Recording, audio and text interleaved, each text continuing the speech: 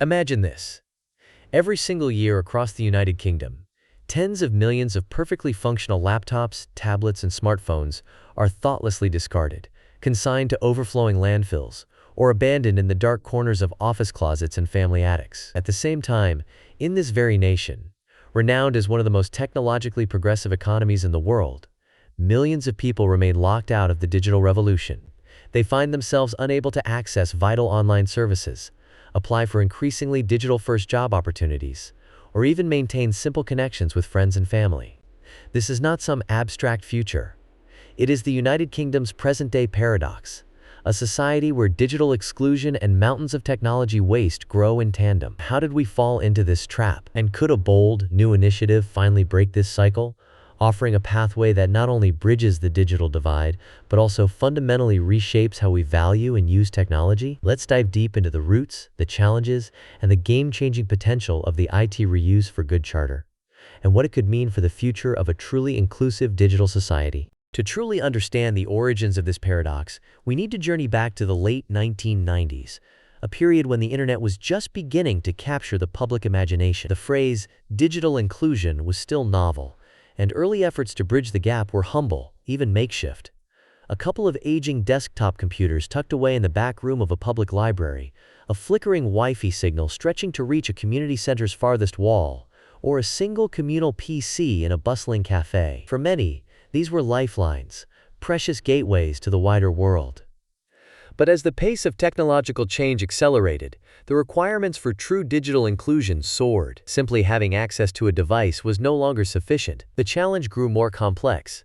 People needed the skills to use technology, the financial means to afford it, the connectivity to get online reliably, and the confidence to navigate a dizzying array of digital services. The digital divide, once merely a question of hardware, evolved into a multi-layered societal rift, one that risked leaving millions on the margins of modern life. But this is only one side of the story. There is also the shadow cast by the digital revolution, our culture of planned obsolescence and waste. Driven by relentless innovation and aggressive marketing cycles, consumer electronics have become disposable. The average lifespan of a business laptop in the United Kingdom is just 3 to 5 years, often replaced not due to failure, but because of new company-wide upgrade mandates or software compatibility requirements. Perfectly good devices, brimming with untapped potential, are cast aside. This take, make, dispose mentality fuels a staggering e-waste crisis. In the year 2024 alone, the United Kingdom generated more than 1,450,000 tons of electronic waste. To wrap your mind around that, picture more than 200,000 elephants' worth of discarded gadgets every single year, just from this one country. Yet the problem is even bigger on a global scale. The world's discarded electronics are projected to contain over $62.5 billion worth of recoverable materials by the year 2025. Gold, silver, platinum, rare earth metals, copper. These are not just scraps. They are vital resources, mined at great ecological and human cost, now languishing in landfills or gathering dust in forgotten lockers. Less than half of the United Kingdom's e-waste is properly recycled. The rest ends up as hazardous waste, exported abroad under questionable conditions, or simply left to rot. This is not just an environmental calamity. It represents an immense squandering of wealth and opportunity, resources that could be transformed and put to far better use. But there is hope, and it is more tangible than you might think. Refurbishing and reusing even a single laptop saves almost 200 kilograms of carbon dioxide emissions compared to manufacturing a new one. According to a comprehensive study conducted by the United Nations University in 2023, the cumulative environmental savings from large-scale device reuse are staggering. If hundreds of thousands or even millions of devices were routinely refurbished every year, the impact would be nothing short of transformative. This is not a marginal technical fix. It could become a crucial pillar of both climate action and economic renewal. Let's widen the lens. The Ellen MacArthur Foundation, a global authority on circular economy models, estimates that shifting Europe to a circular economy could add as much as £1.8 trillion per year by the end of this decade. That is more than enough to fund sweeping improvements in public infrastructure, health, and education. In the United Kingdom, WRAP, the Waste and Resources Action Program, reports that simply extending the lifespan of a smartphone by 1 year could cut carbon emissions by 0.84 million tons annually. Imagine removing 180,000 cars from the roads just by keeping our phones for a little longer. Yet, for all the potential, the gap between promise and reality remains enormous. Why, with so much to gain, do we continue to throw away technology at such a colossal scale? What are the hidden obstacles keeping us locked in this wasteful loop? First, there is a stubborn digital skills gap. Despite the United Kingdom's image as a tech-savvy society, only 61 out of every 100 adults possess basic digital skills. That means 2 out of every 5 people in the country struggle with everyday online activities, checking email, applying for jobs, accessing government services, or booking medical appointments. For millions, the digital world remains frustratingly out of reach. This is not just a problem of personal inconvenience. It is a barrier to societal progress. The BCS, the Chartered Institute for IT, has long warned that comprehensive digital skills training is essential, not just to help people use technology, but to empower them to benefit from it. Without these foundational skills, even the best refurbished devices cannot close the gap. The economic cost is equally eye-watering. Experts estimate that the United Kingdom loses around £63 billion every year in lost productivity and innovation due to digital skills shortfalls. This is money that could be invested in world-class schools, hospitals, or infrastructure. Instead, it leaks away in missed opportunities and inefficiencies. The digital divide, in this sense, is as much about economics as it is about equity. And then there's the question of trust, particularly data security. Companies large and small are understandably nervous about what happens to their old devices. With high-profile stories of data breaches in the headlines, it's no wonder. Sensitive information, from customer records to intellectual property, can be recovered from improperly wiped laptops and phones. In the United Kingdom, data breaches stemming from mishandled IT equipment cost businesses an average of £4.47 million each year. In an era of cyber threats and strict regulations, no company wants to risk its reputation or face crippling fines because of a careless disposal process. This is where specialized IT asset disposition, or ITAD, services have emerged as a critical piece of the puzzle. These companies provide secure data sanitization, meticulous refurbishment, and environmentally responsible recycling.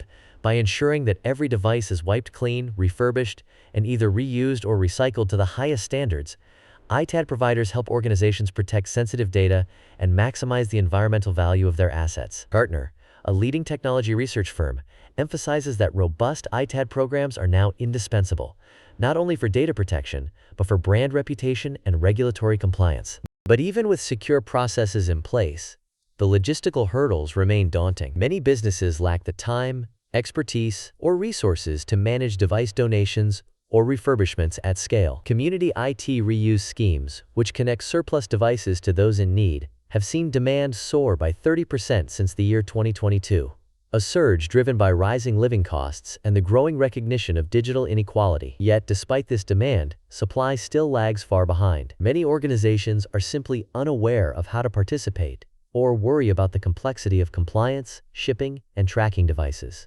Experts at WRAP are unequivocal. The solution starts with design. Products must be built from the outset for longevity, repairability, and recyclability. This is not merely about making devices last longer. It's about embedding circularity into the very DNA of our technology. The Green Alliance, a prominent environmental think tank, argues that stronger government incentives are needed to encourage greater corporate participation in IT reuse schemes, driving systemic change and maximizing social impact. So what exactly is the IT Reuse for Good Charter, and why does it matter? Launched by the United Kingdom government in early 2025, the IT Reuse for Good Charter is an ambitious initiative designed to overhaul how businesses handle surplus technology. Its central mission: to encourage, facilitate, and reward the donation, refurbishment, and repurposing of corporate IT assets, making affordable, high-quality technology widely available to those most in need.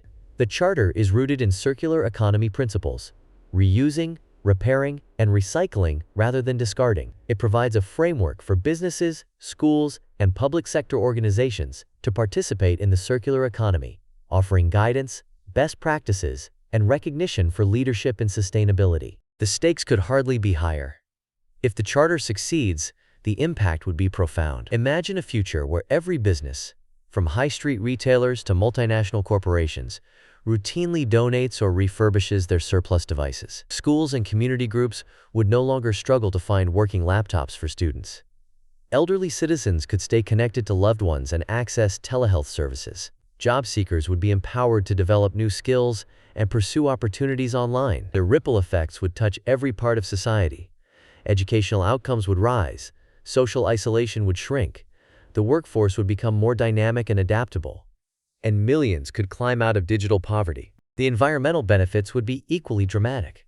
Disposal costs would fall as fewer devices end up in landfills. Corporate social responsibility profiles would be burnished, attracting investment from environmentally conscious funds and winning customer loyalty. Companies would see tangible reputational gains, positioning themselves as leaders in sustainability and social justice. The Ellen MacArthur Foundation underscores that transitioning from linear to circular business models not only delivers environmental gains, but also unlocks new streams of economic value and fosters greater resilience against future shocks. But the journey to this brighter future is fraught with obstacles. If the charter's challenges, like data security, digital skills gaps, and logistical complexity, are not tackled with urgency, the initiative could falter. As noted earlier, data breaches from poorly handled devices already cost British firms more than £4 million every year, eroding trust and triggering regulatory scrutiny. And with only 61% of adults equipped with basic digital skills, distributing devices without investing in training will not bridge the divide. Without a coordinated approach, combining secure data processes, investment in digital skills, and clear incentives for businesses, well-intentioned reuse efforts could fall short or even backfire, inadvertently exposing users to new risks. There are also questions of scale and sustainability. Community initiatives, while inspiring, often struggle with funding or lack the capacity to process large volumes of equipment. The government's charter aims to create a framework for scaling up these grassroots efforts, but some experts believe policy mandates may be needed to truly move the needle. For instance, extended producer responsibility (EPR) schemes could require manufacturers to take greater responsibility for the end-of-life management of their products, encouraging device designs that are easier to repair, upgrade, and recycle. EPR would ensure that manufacturers, not just consumers or charities, share responsibility for building a sustainable tech ecosystem. Looking ahead, technological innovation could radically reshape this landscape. Imagine a world where laptops and smartphones are designed with modular components, each part easily replaceable and upgradable, extending the lifespan of every device by years. Envision advanced recycling technologies, capable of recovering gold, silver, and rare earth metals from old gadgets with unprecedented efficiency. Globally, the materials trapped in e-waste are valued at over $62 billion annually, a fortune waiting to be reclaimed through smarter design and better recycling. Such breakthroughs could turn today's waste crisis into tomorrow's resource windfall, powering new industries and green jobs. The Ellen MacArthur Foundation predicts that a full-scale circular economy transition could unlock nearly £2 trillion for Europe each year by the close of this decade. That is sufficient to transform education, healthcare, infrastructure, and climate resilience across an entire continent. But realizing this potential requires more than new technology. It demands bold action from governments, meaningful engagement from businesses, and, most crucially, a shared commitment from every corner of society. So what does all this mean for you? Digital inclusion is about more than just owning the newest smartphone or having the fastest Wi-Fi connection. It is about ensuring that every person, regardless of age, income, or background, has the skills and safe access needed to thrive in a digital society. If you run a business, consider this. Retiring old tech responsibly is not just good for the planet, it is also good for your bottom line and your company's reputation. By partnering with certified ITAD providers or local refurbishment programs, you can ensure your devices are securely wiped, put to good use, and kept out of landfill, helping the environment while making a real difference in people's lives. If you are involved in a local community group, school, or charity, advocate for digital skills workshops, or seek partnerships with organizations specializing in IT refurbishment. These grassroots efforts are the lifeblood of digital inclusion, helping those most at risk of exclusion to access, learn, and participate. Even as an individual, you can play a role. Donate unused devices, volunteer at e-waste collection events, or simply talk to friends and neighbors about the importance of bridging the digital divide. Let's not lose sight of the bigger picture. The world stands at a critical juncture. The decisions we make in the coming years, by governments, businesses, and communities, will determine not just how we manage our growing e-waste problem, but also how inclusive, fair, and resilient our society will become. As the OECD reminds us, circular economy transitions necessitate collaboration across all levels of government, businesses, and civil society to create a cohesive and effective ecosystem. Here's a striking fact. Refurbishing just one laptop instead of manufacturing a new one saves almost 200 kilograms of carbon emissions. Multiply that by hundreds of thousands or even millions of devices replaced by businesses every year, and the total climate impact is immense. These choices are not abstract.